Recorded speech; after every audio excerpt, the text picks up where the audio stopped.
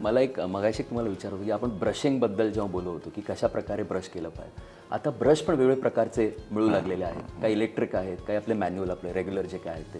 तर असा कुठला स्पेसिफिक ब्रश आहे का तो वापरावा किंवा तुमचं काही स्पेशल रिकमेंडेशन? आता हे कसं आहे की ह्याच्यामध्ये शक्यतो ब्रिस्टल्समध्ये आपण मीडियम, सॉफ्ट आणि हार्ड असे 3 ब्रिस्टल्स बघतो. नॉर्मली आता हार्ड तर मार्केटमध्ये अवेलेबल नाही आहेत, पण मीडियम आणि सॉफ्ट जर तुमचं मीडियम वापरणार असाल तर मीडियम खरा जास्ती चांगला, पण मीडियम वापरणार असाल तर मात्र हे हॉरिझॉन्टल टेक्निक मी तुम्हाला म्हटलं अशी मागे म्हटलं ते जर करत असाल तर मीडियम अजिबात आपण त्याने खूप जास्त नुकसान दातांचं होऊ शकतं. पण मीडियमने तुम्ही राईट टेक्निकने जर दात ब्रश करणार असाल तर मीडियम खूप चांगला ब्रिस्टलचा प्रकार आहे. सॉफ्ट ज्या वेळेला तुम्हाला पटकन ब्रशिंग करून जायचं आहे त्यावेळेला तुम्ही सॉफ्ट घेऊ शकता. आणि आपण आता येऊया मेकॅनाइज म्हणजे व्हायब्रेटिंग ब्रश.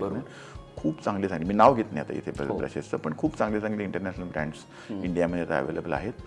खूप चांगला उपयोग होतो ह्या ब्रशेसच्या ह्या व्हायब्रेटिंग ब्रशेसमुळे, कारण एक काही ठराविक ऑक्सिलेशन्स आणि व्हायब्रेशन्स त्याला दिलेली आहे सायंटिफिकली रिसर्च केल्यामुळे.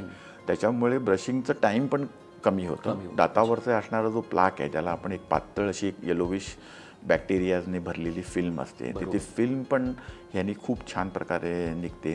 कॅल्क्युलस नावाचा जो हार्ड प्रकार असतो तो डेंटिस्टकडे जाऊनच तुम्हाला स्केलिंग पॉलिशिंगने काढायला लागतो. पण अदरवाईज रोजच्या रोज तुम्ही जर ह्यानी छान केलं तर खूप चांगला उपयोग होतो. मी एखादा ब्रँड सजेस्ट करत नाही, तुम्ही 3-4 तुम्हाला माहितीच आहेत कुठले ब्रँड्स आहेत ते.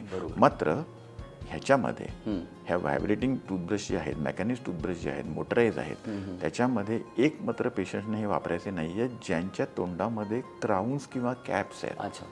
कारण ह्याच्यामध्ये एक प्रकारची छोटी व्हायब्रेशन्स असतात आणि आपण जे क्राऊन बसवतो दातावरती ते क्राऊन बसवताना एक सिमेंट वापरतो बघ निखिल, तर त्या सिमेंट असतं त्याची एक दाताबरोबर इंटिग्रिटी असते. म्हणजे ते सिमेंट आहे ते तिकडे कॅपच्या सरफेसला पण स्टिक होतं आणि दाताला पण होतं. तर त्याची इंटिग्रिटी जोपर्यंत आहे तोपर्यंत कॅप स्ट्रॉंग आहे.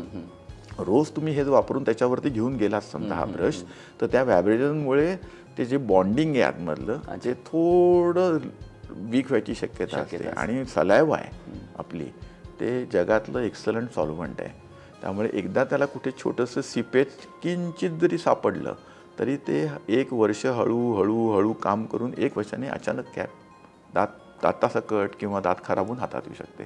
म्हणून आणि वापरायचं असेल तर फक्त त्या कॅपच्या एरियापुरता वापरू नका.